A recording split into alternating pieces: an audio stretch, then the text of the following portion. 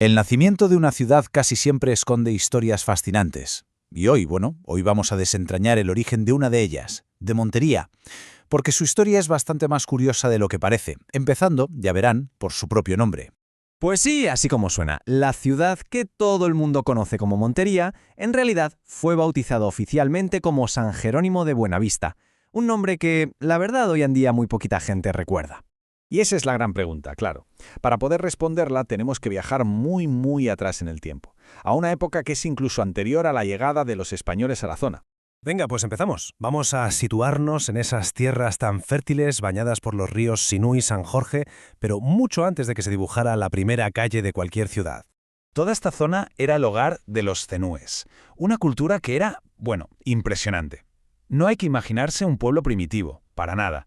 Eran ingenieros que construyeron sistemas de canales súper complejos para controlar las aguas, para maximizar sus cosechas. Vamos, que dominaban su entorno a la perfección.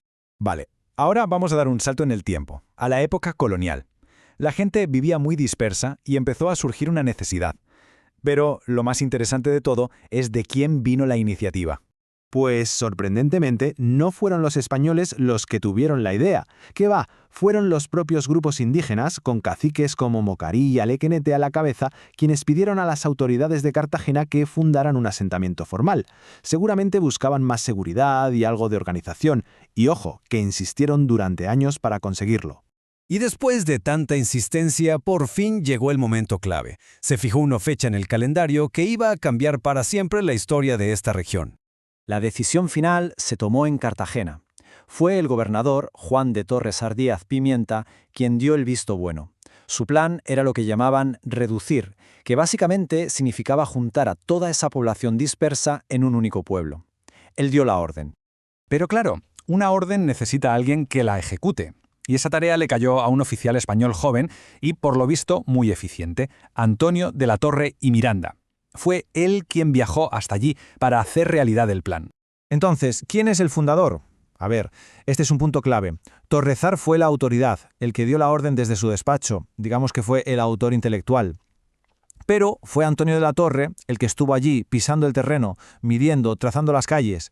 Por eso, la historia lo reconoce a él como el ejecutor, como el fundador directo. Y así, el 1 de mayo de 1777, nació oficialmente el pueblo. Y su nombre, como queda claro, fue un homenaje doble, por un lado religioso y por otro geográfico. De ahí, San Jerónimo de Buenavista. Y ahora sí, volvemos a la pregunta del principio. Si el nombre oficial era tan claro, ¿de dónde demonios salió Montería? Y sobre todo, ¿por qué se acabó imponiendo? Pues la respuesta, como casi siempre, está en la gente, en el habla popular. Resulta que antes de la fundación oficial ya había por allí un pequeño asentamiento informal que la gente conocía como la Montería. Y el nombre venía, pues, de la actividad principal de sus habitantes, la caza. Era tierra de monteros y de monterías. Así que se montó una especie de batalla silenciosa. Por un lado, el nombre formal, el impuesto por las autoridades, y por otro, el nombre que la gente ya usaba, el que sentían como suyo. Al final, pues pasó lo que suele pasar, la costumbre popular fue mucho más fuerte, y Montería fue el nombre que se quedó para siempre.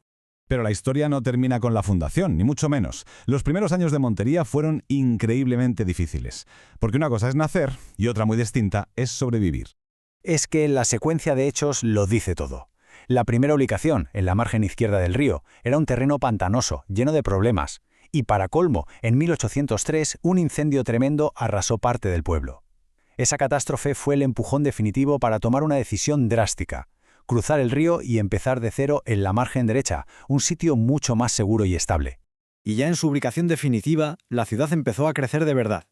El río Sinú se convirtió en su arteria principal, su autopista, consolidándola como un punto clave para el comercio por río de ganado, de madera, de productos agrícolas, de todo.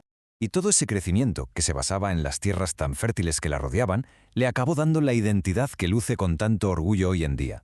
Montería se convirtió, por derecho propio, en la gran capital ganadera del país. Y así cerramos este recorrido. Como hemos visto, la historia de Montería es una mezcla increíble de ingeniería zenú, de peticiones indígenas y de la fuerza de un nombre popular. Y esto nos deja con una reflexión final. ¿Cuánto de ese espíritu original, de esa conexión tan fuerte con la tierra y con el río, sigue vivo en la ciudad que conocemos hoy?